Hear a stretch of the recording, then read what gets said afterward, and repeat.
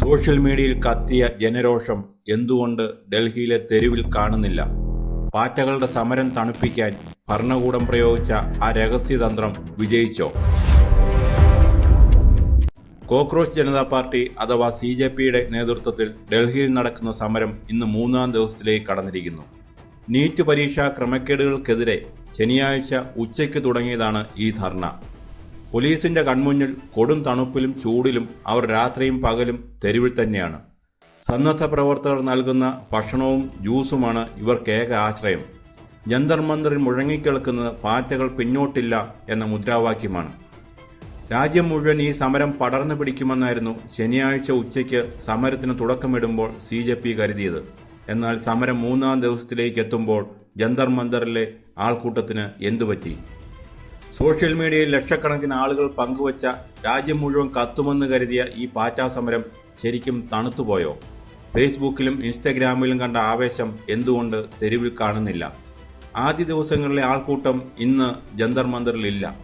സമരം വെറുമൊരു ഡൽഹി കേന്ദ്രീകൃത പ്രതിഷേധമായി ഒതുങ്ങുകയാണ്. സോഷ്യൽ മീഡിയയിലെ ഡിജിറ്റൽ വിപ്ലവം എന്തുകൊണ്ട് ഒരു ജനകീയ മുന്നേറ്റമാകുന്നില്ല? എന്തുകൊണ്ടാണ് സമരത്തിൻ്റെ പങ്കാളിത്തം കുറയുന്നത്? ഈ സമരത്തിൻ്റെ ഗതിമാറ്റത്തെ നമ്മൾ കൃത്യമായി വിശകലനം ചെയ്യേണ്ടതുണ്ട്. ഇതിന് പ്രധാനമായി 3 കാരണങ്ങളാണുള്ളത്. ഒന്നാമത്തെ കാരണം ഡിജിറ്റൽ ആക്ടിവിസവും തെരുവും തമ്മിലുള്ള വ്യത്യാസം. സോഷ്യൽ മീഡിയയിൽ ഒരു പോസ്റ്റ് ലൈക്ക് ചെയ്യാനോ ഷെയർ ചെയ്യാനോ ഒരു സെക്കൻഡ് മതി. അതിന് വലിയ അധ്വാനമില്ല. ഒരു എയർ കണ്ടീഷൻ മുറിയിലിരുന്ന് ആർക്കും വിപ്ലവം പ്രവചിക്കാം, പ്രോത്സാഹിപ്പിക്കാം. എന്നാൽ ഡൽഹിയിലെ കൊടും ചൂടിൽ പോലീസിൻ്റെ ലാത്തിക്ക് മുന്നിൽ ദിവസങ്ങളോളം തെരുവിൽ കിടക്കുകയെന്നത് അത്ര എളുപ്പമുള്ള കാര്യമല്ല. സോഷ്യൽ മീഡിയയിലെ ആവേശം ഒരു ക്ലിക്ക് മാത്രമായി ഒതുങ്ങിപ്പോകും. അത് തെരുവിലെ ജനക്കൂട്ടമായി മാറുന്നില്ല. രണ്ടാമത്തെ കാരണം രാഷ്ട്രീയ സംഘടനകളുടെ അഭാവം. ഒരു സമരം ദീർഘനാൾ മുന്നോട്ട് പോകണമെങ്കിൽ അതിന് കൃത്യമായ ഒരു ഓർഗനൈസേഷണൽ സ്ട്രക്ചർ വേണം. CJP എന്ന സംഘടന ഒരു സോഷ്യൽ മീഡിയ കൂട്ടായ്മ പോലെയാണ് തുടങ്ങിയത്. അവർക്ക് താഴെത്തട്ടിൽ വലിയ കേഡർ സംവിധാനമില്ല. ഇത് മനസ്സിലാക്കിയതുകൊണ്ട് തന്നെയാണ് സമരം ശക്തമാക്കാൻ പാറ്റകൾ ഇപ്പോൾ ഇടതുപക്ഷ സംഘടനകളുമായി ചർച്ച നടത്തുന്നത്. SFI, AISF പോലുള്ള ശക്തമായ വിദ്യാർത്ഥി പ്രസ്ഥാനങ്ങളുടെ പിന്തുണയോടെ ആളുകളെ എത്തിക്കാനാണ് അവരുടെ ശ്രമം. കാരണം കൃത്യമായ രാഷ്ട്രീയ പിന്തുണയില്ലാതെ ഇത്തരം വലിയ സമരങ്ങൾക്ക് ദീർഘനാൾ നിലനിൽക്കാൻ കഴിയില്ല എന്ന യാഥാർത്ഥ്യം അവർ തിരിച്ചറിഞ്ഞു കഴിഞ്ഞു. മൂന്നാമത്തെയും ഏറ്റവും പ്രധാനപ്പെട്ടതുമായ കാരണം സർക്കാരിൻ്റെ അവഗണനാ തന്ത്രമാണ്. സമരം തുടങ്ങി 3 ദിവസമായിട്ടും ഭരണകൂടത്തിൻ്റെ ഭാഗത്തു നിന്ന് ഒരു ചെറിയ പ്രതികരണം പോലും ഉണ്ടായിട്ടില്ല. എന്തുകൊണ്ടാണ് സർക്കാർ മിണ്ടാതിരിക്കുന്നത്? പോലീസിൻ്റെ ഭാഗത്തു നിന്ന് എന്തെങ്കിലും തരത്തിലുള്ള പ്രകോപനം ഉണ്ടായാൽ അത് സമരക്കാർക്ക് കൂടുതൽ ഊർജം നൽകും. മാധ്യമങ്ങൾ അത് വലിയ വാർത്തയാക്കും. അതുകൊണ്ട് സമരത്തെ പൂർണ്ണമായി അവഗണിക്കുക, അവരുമായി ചർച്ചയ്ക്ക് പോകാതിരിക്കുക.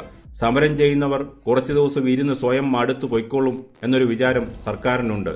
പ്രകോപിപ്പിച്ച് സമരത്തിന് ജീവൻ നൽകേണ്ട എന്ന കൃത്യമായ രാഷ്ട്രീയ തന്ത്രമാണ് ഇവിടെ പ്രയോഗിക്കുന്നത്. സമരത്തിൽ ആള് കുറയുന്നത് സർക്കാരിൻ്റെ ഈ തന്ത്രത്തിന് കൂടുതൽ ബലം നൽകുന്നു.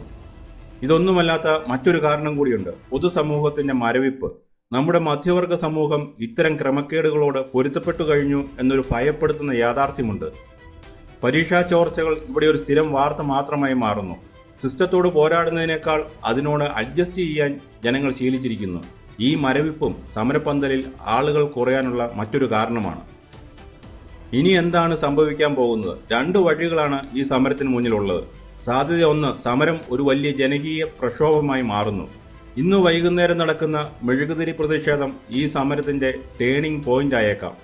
ഇടതുപക്ഷ സംഘടനകളുടെ പിന്തുണയോടെ ഡൽഹിയിലെ മറ്റ് സർവകലാശാലകളായ JNU, ജാമിയ മില്ലിയ, ഡൽഹി യൂണിവേഴ്സിറ്റി എന്നിവിടങ്ങളിൽ നിന്നുള്ള വിദ്യാർത്ഥികൾ കൂടി ജന്തർ മന്ദറിലേക്ക് എത്തിയാൽ ചിത്രമാകെ മാറും. അങ്ങനെയെങ്കിൽ സമരം ഡൽഹിയിൽ നിന്ന് മറ്റ് സംസ്ഥാനങ്ങളിലെ ക്യാമ്പസുകളിലേക്കും പടരും. കേരളം, തമിഴ്നാട്, കർണാടക തുടങ്ങിയ സംസ്ഥാനങ്ങളിൽ വിദ്യാർത്ഥികൾ തെരുവിലിറങ്ങിയാൽ സർക്കാരിന് കൂടുതൽ കാലം നിശബ്ദത പാലിക്കാൻ കഴിയില്ല. അവർക്ക് ചർച്ചയ്ക്ക് തയ്യാറാകേണ്ടി വരും. അത് ഈ സമരത്തിൻ്റെ വലിയ വിജയമായിരിക്കും. രണ്ടാമത്തെ സാധ്യത സർക്കാരിൻ്റെ കാത്തിരിപ്പ് തന്ത്രത്തിൻ്റെ വിജയമാണ്. ദിവസങ്ങൾ കഴിയുമ്പോൾ വിദ്യാർത്ഥികളും പൊതുജനങ്ങളും ഇത് മറക്കും. സമരം ആരും അറിയാതെ അവസാനിക്കും. പാറ്റകളുടെ ഈ പോരാട്ടം വെറും ഒരു സോഷ്യൽ മീഡിയ ട്രെൻഡായി അവസാനിക്കുമോ, അതോ രാജ്യത്തെ പിടിച്ചുകുലുക്കുന്ന ജനകീയ പ്രക്ഷോഭമാകുമോ? ഇന്ന് വൈകുന്നേരം ജന്തർ മന്ദറിൽ കത്തുന്ന മെഴുകുതിരി വെളിച്ചം ഈ ചോദ്യങ്ങൾക്കെല്ലാം ഉത്തരം നൽകും.